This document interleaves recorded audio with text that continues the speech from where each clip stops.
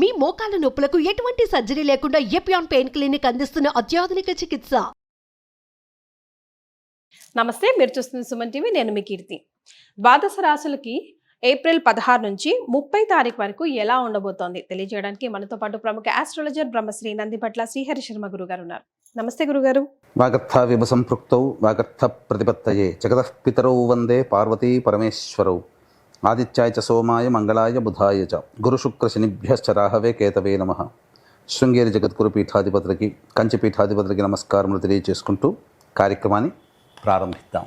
April నెలలో 16వ తారీఖు నుంచి 30వ తారీఖు వరకు ద్వాదశ రాశులలో జన్మించినటువంటి వారికి ఏ విధంగా ఉండబోతుందో తెలుసుకునే ప్రయత్నం చేద్దాం. ముందుగా గమనించాల్సినటువంటిది, వీక్షించేటువంటి సుమన్ టీవీ ప్రేక్షకులు గమనించాల్సినటువంటి అంశం ఏంటంటే, చాలామంది కామెంట్స్ రూపంలో తెలియజేస్తున్నారు, చెప్పినవి కొన్ని జరుగుతున్నాయి, కొన్ని జరగట్లేవు, కారణం ఏంటి అని చెప్పి. ప్రధానంగా శాస్త్రాన్ని అనుసరించి ఎప్పుడైనా మనం వెళ్ళాలి కాబట్టి రాశి మరియు లగ్నము రెండు ప్రధానమే. కాబట్టి ఇక్కడ ఈ యొక్క సందేహాలకన్నిటికీ కూడాను నివృత్తి చేస్తూ ఇప్పుడు క్లియర్ కట్గా ఇంకా లోతైనటువంటి విషయ పరిజ్ఞానాన్ని ప్రేక్షకులకు అందించాలనేటువంటి సదుద్దేశంతో మనం ముందుకు వెళదాం. ముఖ్యంగా అందరికీ కూడా గుర్తుపెట్టుకోండి, జన్మ లగ్నం అని ఉంటుంది, జన్మ నక్షత్రాన్ని బట్టి రాశి ఉంటుంది. కొంతమందికి date of birth, time, place తెలియవు. కాబట్టి పేరులో మొదటి అక్షరం ఏది ఉంటుందో దానిని బేస్ చేసుకొని ఆ రాశిని మనం చూసుకోవాలి. అయితే నామనక్షత్రంలో కూడా చాలామంది పొరపాటు పడుతున్నారు. కాబట్టి ఇక్కడ వాటికి సంబంధించినటువంటిది, ఉదాహరణకి శ్రీనివాస్ అనే పేరుందనుకోండి, ఏం చూస్తున్నారు? కుంభరాశి చూస్తున్నారు, కాదు, తులారాశి చూసుకోవాలి. ఇలా కాబట్టి ఎవరైనా కానీ జన్మించిన లగ్నాన్ని ఆధారంగా చేసుకొని మొట్టమొదటిగా మనం చూసుకోవాలి. జన్మ లగ్నం తెలియని వాళ్ళు కనీసం రాశి నుంచి చూసుకోవాలి. ఈ జన్మలగ్నము రాశి రెండూ తెలియనటువంటి వాళ్ళు నామ నక్షత్రం మీదుగా చూసుకోవాలనేటువంటిది విషయాన్ని ప్రేక్షకులకు తెలియజేస్తున్నాను. కాబట్టి ఈ పట్టు నుంచి మనము లగ్నాన్ని బేస్ చేసుకొని మరియు రాశిని బేస్ చేసుకునే విధంగా తెలియజేసుకునే ప్రయత్నం చేద్దాం. ముఖ్యంగా కొంతమందికి, ఉదాహరణకి ఇప్పుడు మనం మేష నుంచి మొదలు పెడుతున్నాం కాబట్టి మేషలగ్నము, ఈ మేషలగ్నము ఒక వ్యక్తికి ఉంటుందనుకుందాం. అదే మేషలగ్నంలో జన్మించినటువంటి వ్యక్తికి కన్యా రాశి, మరి ఏ రాశి ఫలాలు చూసుకోవాలి అనేటువంటి సందేహం కూడా కలుగుతుంది. కాబట్టి ఇక్కడ నివృత్తి చూస్తూ మొట్టమొదటిగా లగ్నమే ప్రధానం కాబట్టి ఎవరు ఏ లగ్నంలో జన్మించారో ఆ లగ్నాన్ని బేస్ చేసుకునే పరిహారాలు చూసుకుంటే మీకు ఖచ్చితంగా అన్నీ సరిపోతాయి. అది గుర్తుపెట్టుకోండి. లగ్నము తెలియని వాళ్ళు అప్పుడు రాశి చూసుకోవాలి. అంటే ఒకరిది మేషలగ్నం అయి ఉండి కన్యా రాశి అయితే లగ్నాన్ని మేషలగ్నంగానే ప్రధానంగా చూసుకొని ఫలితాలు బేరీజ్ వేసుకోవాలి. లేదు కన్యా రాశి అనుకున్నప్పుడు లగ్నం తెలియనప్పుడు కన్యా రాశి నుంచి చూసుకుంటే 40% వరకు మ్యాచ్ అవుతాయి. లగ్నం నుంచి చూసుకుంటే 60 to 70% వరకు మనం చెప్పేటువంటి విషయాలు మ్యాచ్ అవుతాయనేటువంటి విషయాన్ని గమనించుకోగల ప్రార్థన. ఇక వివరాల్లోకి వెళ్ళినట్లయితే, ప్రధానంగా ఈ యొక్క 12 రాశిలో జన్మించినటువంటి వారికి ఏ విధంగా ఉండబోతుందో తెలుసుకునే ముందు గ్రహ సంచారం తెలుసుకుందాం. మేషంలో రవి మరియు వృషభంలో గురువు, కర్కాటకంలో కుజువు, కన్యలో కేతువు, అలాగే మీనంలో బుధ, శుక్ర, శని, రాహు గ్రహాలు. కాబట్టి చాతుర్గ్రహ కూటమి 30వ తారీఖు వరకు కూడా ఉండబోతుంది అనే విషయాన్ని గుర్తుపెట్టుకోవాలి. గురుగారు, మరి కన్యా రాశిలో జన్మించిన వారికి ఏప్రిల్ 16 నుంచి 30 తారీఖు వరకు ఎలా ఉంటుందండి? ద్వాదశ రాశి లేదా ద్వాదశ లగ్నాలలో భాగంగా కన్యా రాశి లేదా కన్యా లగ్నంలో జన్మించినటువంటి వ్యక్తులకి ఈ ఏప్రిల్ 16వ తారీఖు నుంచి 30వ తారీఖు వరకు ఏ విధంగా ఉండబోతుందో తెలుసుకునే ప్రయత్నం చేద్దాం. ముఖ్యంగా గమనించాల్సినటువంటి అంశం ఏంటంటే, ఉద్యోగంలో ఉన్నటువంటి వాళ్ళు మాత్రం జాగ్రత్తలు పాటించక తప్పదు. ప్రశాంతత లేని జీవితాన్ని గడుపుతారు. ముఖ్యంగా నిద్రాభంగము అంటే సరైనటువంటి సమయానికి నిద్ర లేకపోవడము, తద్వారా అనారోగ్యానికి గురి చేసే అవకాశాలు గోచరమవుతున్నాయి. కాబట్టి జాగ్రత్తలు పాటించండి. అలాగే ముఖ్యంగా గమనించుకున్నట్లయితే, చేస్తున్నటువంటి వృత్తి, ఉద్యోగము, వ్యాపారంలో ఉన్నటువంటి వాళ్ళు నష్టపోయే సంఘటనలు ఎక్కువగా ఉంటాయి. కాబట్టి జాగ్రత్తతో మీరు ఉద్యోగ బాధ్యతలు నిర్వహించండి. అనవసరమైనటువంటి వివాదాల జోలికి మాత్రము కన్యా రాశిలో జన్మించినటువంటి వాళ్ళు వెళ్ళకండి. వ్యాపార విస్తరణకి, అలాగే కొత్త వ్యాపారాలు చేపట్టడానికి ఏమాత్రం అనుకూలము కాదు. నిరుద్యోగస్తులు బాగా కష్టపడాల్సిందే.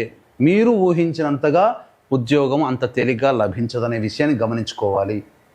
గ్రహాలన్నీ కూడా అనుకూలంగానే ఉన్నాయి, కానీ గ్రహరాజు అనుకూలంగా లేని కారణం చేత సాధారణమైనటువంటి పరిస్థితులు నెలకొని ఉంటాయి. మిగతా గ్రహాల ప్రభావము ఉండడం వల్ల మిశ్రమ ఫలితాలు ఈ యొక్క కన్యా రాశిలో జన్మించినటువంటి వాళ్ళు పొందుతారు. కాబట్టి మొదటికే మోసం అన్నట్టుగా చేసేటువంటి ప్రతి పనులలో క్లారిటీతో మీరు ముందడుగు వేస్తే మిగతా గ్రహాలన్నీ అనుకూలిస్తాయి. ఒక జిగ్జాగ్ లాగానో లేకపోతే ఒక రకమైనటువంటి నిర్ణయం తీసుకోలేనటువంటి పరిస్థితి మీరు పొందుతారు. కాబట్టి నిర్ణయం తీసుకునే దిశగా ఆత్మవిశ్వాసంతో ముందడుగు వేస్తే మిగతా గ్రహాలన్నీ అనుకూలంగా ఉండబోతున్నాయి. అయితే వ్యాపార భాగస్వాముల మధ్య కావచ్చు, లేకపోతే దంపతుల మధ్య పొరపచ్చాలు వచ్చే అవకాశం గోచరమవుతుంది. జాగ్రత్తలు పాటించండి. ముఖ్యంగా ఆఖరి వారములో ఈ యొక్క దాంపత్య సమస్యలు పెరుగుతాయి, కావున జాగ్రత్తలు పాటించండి. ఏది ఏమైనప్పటికీ కూడాను అనుకూలంగా ఉండేటువంటి సమయం. దైవతా అనుగ్రహాన్ని పొందే ప్రయత్నం చేయండి. అలాగే విద్యార్థులు విదేశీ యానానికి సంబంధించి ప్రయత్నాలు, కోరుకున్నటువంటి కళాశాలలో మీకు సీట్ లభించడం అనేటువంటి జరుగుతుంది. వివాహపరంగా చేసేటువంటి ప్రయత్నాలు ఎవరైతే ఉంటారో వాళ్ళకందరికీ కూడాను దైవానుగ్రహం వల్ల సంబంధాలు నిశ్చయమయ్యే అవకాశాలు గోచరమవుతున్నాయి. ముఖ్యంగా భూ సంబంధమైనటువంటి వ్యాపారాలు చేసుకునేటువంటి వాళ్ళకందరికీ కూడాను అనుకూలంగా ఉండబోతుంది. అన్ని విధాలుగా ఆరోగ్యకరమైనటువంటి జీవితంలో ఉంటారు, కానీ ప్రయత్నాలు మాత్రము విఫలమవుతూ ఉంటుంటాయి. కాబట్టి దేవతానుగ్రహాన్ని పొందే ప్రయత్నం చేయండి. ఇక ఏతావాత చెప్పొచ్చేది ఏమిటంటే, ముఖ్యంగా ఉద్యోగం మాత్రం బాధ్యతలు, ఏ బాధ్యత నిర్వహిస్తారో ఆ బాధ్యతలు మీకు ముందుగా వ్యతిరేక ఫలితాలు వచ్చే అవకాశం ఉంటుంది. కాబట్టి ఆత్మవిశ్వాసంతో ముందడుగు వేసి మిగతా గ్రహాల యొక్క అనుగ్రహాన్ని పొందే ప్రయత్నం చేయండి. చాతుగ్రహ కూటమి ప్రభావము, అలాగే గురుగ్రహ ప్రభావం మీ మీద ఉండడం చేత మీరు తలపెట్టినటువంటి కార్యక్రమాల్లో అపజయాల గురించి విచారించకుండా మొండితనంతో మీరు ముందడుగు వేస్తే మిగతా గ్రహాల ప్రభావం వలన విజయం సాధిస్తారు. రాజకీయ రంగంలో ఉన్నటువంటి వాళ్ళు మాత్రం జాగ్రత్తలు పాటించాలి. ప్రభుత్వపరమైనటువంటి ఉద్యోగంలో ఉన్నటువంటి వాళ్ళకి నిరాశ తప్పదు. వాళ్ళకి బదిలీలు ఉంటాయి, కానీ ప్రమోషన్లతో కూడుకున్న బదిలీలు ఉండవు. కాబట్టి ఆ విషయంలో నిరాశ తప్పదు. ముఖ్యంగా చేస్తున్నటువంటి ప్రభుత్వ ఉద్యోగస్తులు జాగ్రత్తతో ఉండాలి, లేకపోతే లేనిపోని సమస్యలు చికాకుల్లో మీరు ఇరుక్కునే అవకాశం ఉంటుంది. మీరు చేయని పనికి మీరు బాధ్యత వహించి తత్ఫలితంగా దాని బాధల రూపంలో మీరు పడాల్సి వస్తుంది. కాబట్టి జాగ్రత్త పాటించండి. ఎవరిని కూడా మీరు నమ్మకండి. ఈ 16వ తారీఖు నుంచి 30వ తారీఖు వరకు జాగ్రత్త పాటించాల్సిందే అని చెప్పవచ్చు. ఇక ప్రధానంగా చూసుకున్నట్లయితే ఈ యొక్క కన్యా రాశిలో జన్మించినటువంటి వారికి దైవానుగ్రహం తప్పనిసరి. ఏ వ్యక్తికైనా దైవానుగ్రహం తప్పదు. ఎందుకంటే దైవానుగ్రహం ఉంటేనే అన్ని విషయాల్లో విజయం మీ ముందు ఉంటుంది. కాబట్టి ఇట్టి దైవానుగ్రహం ఈ విశ్వావసునామ సంవత్సరం పాటు మీకు దైవానుగ్రహం ఉండాలి. మీ యొక్క సంకల్పం నెరవేరాలి. మీ యొక్క జాతకరీత్యా ఉన్నటువంటి సర్వదోషాలు తొలగిపోవాలనేటువంటి ఒక సదుద్దేశంతో ఏప్రిల్ 18వ తారీఖు రోజున కాశీ క్షేత్రములో సర్వదోష నివారణ పూజలు, హోమాలు, సంకల్ప సిద్ధి హోమాలు అనేటువంటివి ప్రారంభించడం జరుగుతుంది. కాశీ విశ్వేశ్వరుని యొక్క ఆజ్ఞ మేర అవకాశం ఉన్న వాళ్ళు ఈ సంవత్సరం పాటు జరిగేటువంటి కార్యక్రమంలో మీరు గోత్రనామాలు నమోదు చేసుకోవచ్చు. తప్పకుండా మీరు మంచి ఉన్నతమైనటువంటి స్థితిలో ఉండాలనే నా తాపత్రయం. కాబట్టి ఇటువంటి కార్యక్రమం మీకోసమే చేయించడం జరుగుతుందని గమనించగలరు. ఇక ఆలస్యం చేయకుండా 16వ తారీఖు నుంచి 30వ తారీఖు వరకు కన్యా రాశిలో జన్మించినటువంటి లేదా కన్యా లగ్నంలో జన్మించినటువంటి వారికి ఏ విధంగా ఉండబోతుందో తెలుసుకుందాం. ముఖ్యంగా 16, 17, 18 తారీఖుల్లో నూతన వ్యక్తులు పరిచయం అవుతారు. మీ యొక్క అవసరాలకి తగ్గట్టుగా ఖర్చులకి తగ్గట్టుగా ధనాదాయం కూడా చాలా చక్కగా ఉంటుంది. సోదర సోదరీమణుల సహాయ సహకారాలతో మీకున్నటువంటి సమస్యల్ని పూర్తి చేసుకుంటారు. అన్ని విధాలుగా ఆనందకరమైన జీవితాన్ని పొందుతారు. 19, 20, 21, 22 ఈ తేదీలలో వాహన మరమ్మతులకి, వాహన ఖర్చులకి ఎక్కువగా ఖర్చులు పెడతారు. తల్లిగారి ఆరోగ్యం పట్ల శ్రద్ధ వహించాలి. వాహనాన్ని నడిపేటప్పుడు జాగ్రత్తలు పాటించాలి. వృధా ఖర్చులు, వృధా కాలయాపన ఈ 4 రోజుల్లో జరిగే అవకాశం ఉంటుంది. అన్నిటికంటే ముఖ్యంగా మీ ఆరోగ్యం పట్ల కూడాను శ్రద్ధ వహించాలి. ఇక 23, 24, 25, 26 తారీఖుల్లో ప్రధానంగా రాని బాకీలు వసూలు అవ్వడము, డబ్బులు చేతికి అందడము, అన్ని అవసరాలు తీరడము ఆనందదాయకంగా ఉంటుంది. ముఖ్యంగా జీవిత భాగస్వామి, వ్యాపార భాగస్వాముల మధ్య పొరపచ్చాలు వచ్చే అవకాశం ఉంది. కాబట్టి ఈ 4 రోజుల్లో జాగ్రత్తలు పాటించండి. 27, 28 మాత్రం కన్యా రాశి వారికి చాలా అత్యంత కీలకమైనటువంటి సమయము. ఇది ప్రధానముగా ఈ 2 రోజుల్లో మీరు నష్టాన్ని చవి చూసే అవకాశం ఉంటుంది. కాబట్టి ధనపరమైనటువంటి నిర్ణయాలు తీసుకోకపోవడము, వ్యాపారంలో అత్యంత జాగ్రత్తగా ఉండడము అనేటువంటిది 27, 28 తారీఖులో కన్యా లగ్నము లేదా కన్యా రాశిలో జన్మించినటువంటి వాళ్ళు తీసుకోవాలి.